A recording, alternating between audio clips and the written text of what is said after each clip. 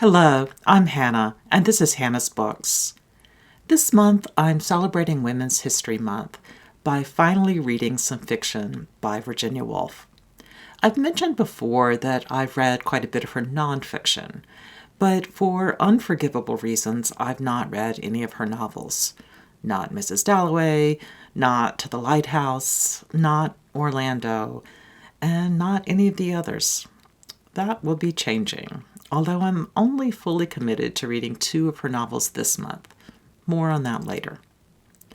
I'm also interested in reading about Virginia Woolf, and I have a selection of biographies, studies of her peer community, and studies of her writing, as well as a couple of Woolf-adjacent books, one a novel, one a memoir, and also a mock biography of sorts. If I find time, I hope to watch a couple of film adaptations as well. Let's get into the list. The novel I plan to start with is To the Lighthouse. I've already listened to a bit on audiobook as I was walking to an appointment, but as you already know, if you watch a lot of my videos, I'm not a great listener, at least of audiobooks.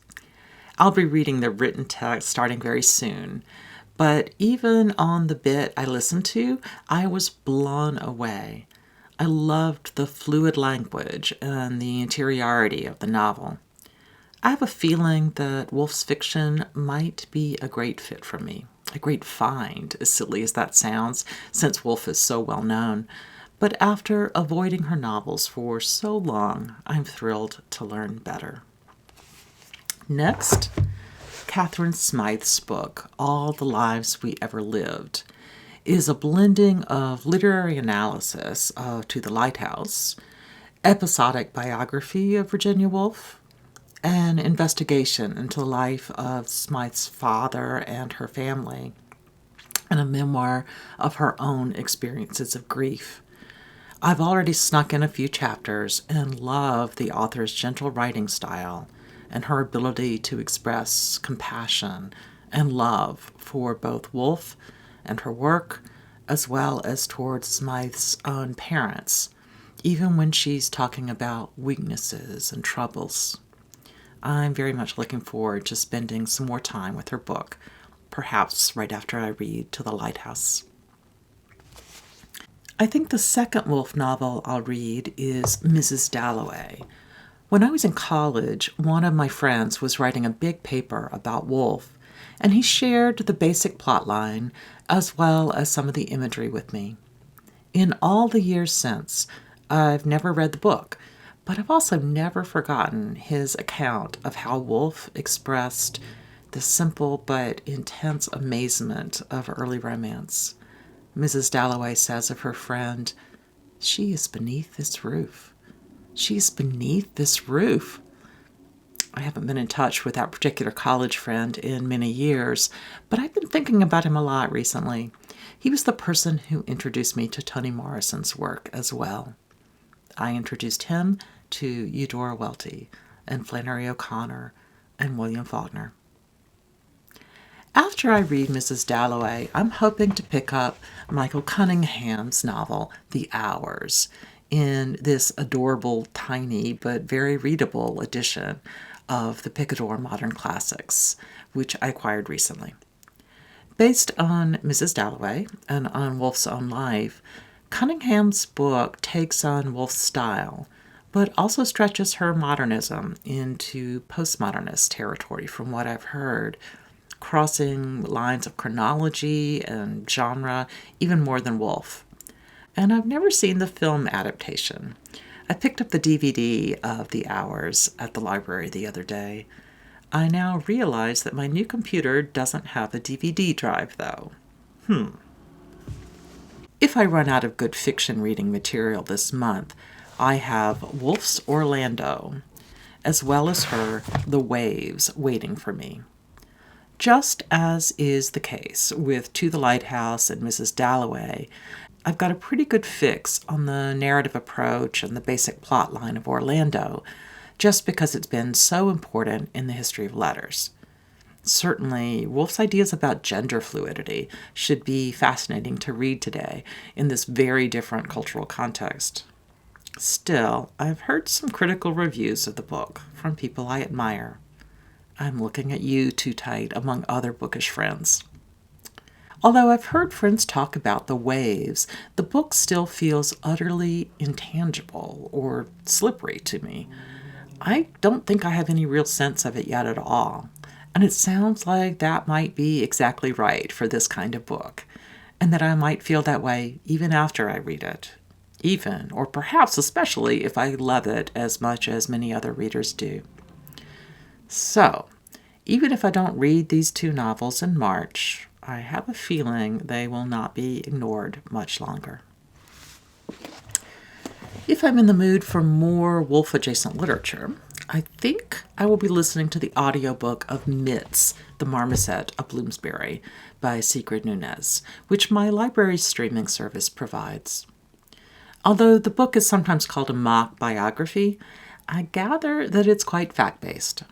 Nunez explores Leonard and Virginia Woolf's relationship with their ailing pet miniature monkey during a time of great upheaval in their lives and the lives of those surrounding them. It sounds like the book casts a side glance at their lives, but also explores the connections between humans and their beloved pets. The idea of writing the story of their pet Marmoset is an excellent one, given Woolf's own book Flush, a mock biography of Elizabeth Barrett Browning's pet spaniel. Starting next week, I am reading Hermione Lee's Mammoth Biography of Virginia Woolf as a buddy read with a couple of folks I met on Booktube, and initially recommended by Peg at the History Shelf. I'll talk about the book and about the buddy read discussion of it more in future videos. I've called it a Mammoth Biography, and I'm planning to read it for March of the Mammoths, but actually the narrative itself is slightly less than 800 pages. With endnotes, etc., it meets the definition of a mammoth. The combination of the fact that I read endnotes, a habit I learned as an academic historian, I guess, and the fact that the font is quite small, make it seem like this might be a reasonable choice. That thought was pretty much confirmed when I found that Lukash himself, one of the hosts of March of the Mammoths, is making a similar choice. In addition to the Lee biography, I picked up a discarded library edition of a much shorter Woolf biography, one by Vivian Forrester, a book I think Steve Donahue might have recommended when he was doing a shelf tour. I'm also hoping to get my hands on the new biography by Gillian Gill, Virginia Woolf and the Women Who Shaped Her World. Another upcoming book that I'm very much looking forward to discussing is Square Haunting by Francesca Wade, due to be published in the States at the beginning of April, I believe, about 5 feminist authors, including Woolf, who lived in the same area of London, some at different times and some only briefly. But nevertheless, these women created an atmosphere of creativity and intellect that made transformative writing possible for all of them. Although I suspect I won't have enough time to read it this month, Mo Moulton's The Mutual Admiration Society, How Dorothy L. Sayers and her Oxford Circle Remade the World for Women, sounds like a fantastic pairing with Square Haunting. Although Moulton doesn't have a lot to say about Woolf, from what I gather about the book, Mutual Admiration Society travels fairly similar grounds. In addition to these novels and biographies and Woolf-adjacent works, I ran across 2 random studies of Virginia Woolf aimed at new readers. The first is Catherine Simpson's Woolf, a guide for the perplexed, which I finished reading a few days ago. It's a quick read, introducing a few elements of Woolf's biography, as well as a general introduction to modernism in literature and elsewhere. Simpson then charts a series of issues through a few of Woolf's work, some of which are her best-known novels, but some of which are essays and short stories. The author considers how Woolf uses aspects of modern life, as well as the intellectual concerns of modernism as a movement, as the basis for much of her writing. She also analyzes how Woolf constructs her characters, how that construction differs from what we might expect when we sit down with a novel. And then, of course, Simpson addresses how Woolf deals with questions of gender, class, race and ethnicity, and imperialism in her work. The book gives readers a chance to peek into how different scholars have come to radically divergent opinions about when Woolf is able to think in a way ahead of her time, and when her work might instead be deeply affected by the assumptions of white superiority, or English superiority, or the superiority of the wealthy, which we might see differently and much more critically today. The other study of Virginia Woolf aimed at new readers is Aaron Rosenblatt's Virginia Woolf for Beginners, a book labeled on the back cover as the definitive documentary comic book on the lives and times of the most confusing and fascinating literary woman of the century, consciously approaching the enormous transformation that was going on in Britain when she lived between the end of Queen Victoria's reign and the bombing of London in World War II. The book is filled with passages of text, but also cartoons and other graphics. My kind of comic book, I think. March definitely seems like it's going to be a fascinating month. Thanks for joining me today on Hannah's Books. See you soon.